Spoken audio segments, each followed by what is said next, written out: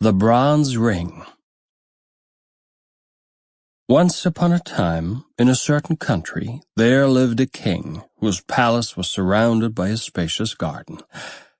But though the gardeners were many and the soil was good, this garden yielded neither flowers nor fruits, not even grass or shady trees.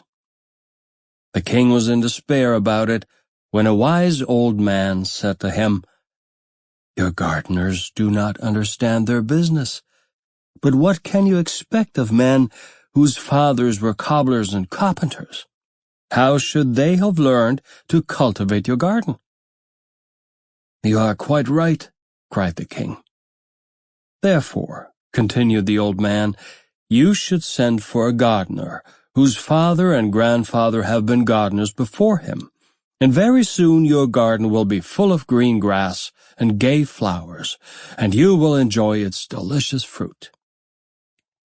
So the king sent messengers to every town, village, and hamlet in his dominions to look for a gardener whose forefathers had been gardeners also, and after 40 days one was found. "Come with us and be gardener to the king," they said to him. "How can I go to the king?" said the gardener, "a poor wretch like me?" "That is of no consequence," they answered. "Here are new clothes for you and for your family." "But I owe money to several people." "We will pay your debts," they said. So the gardener allowed himself to be persuaded and went away with the messengers, taking his wife and his son with him, and the king, delighted to have found a real gardener, entrusted him with the care of his garden. The man found no difficulty in making the royal garden produce flowers and fruit, and at the end of a year the park was not like the same place, and the king showered gifts upon his new servant.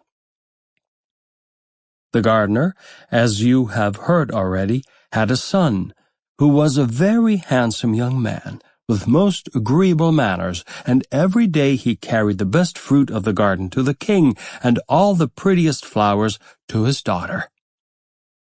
Now this princess was wonderfully pretty, and was just 16 years old, and the king was beginning to think it was time that she should be married.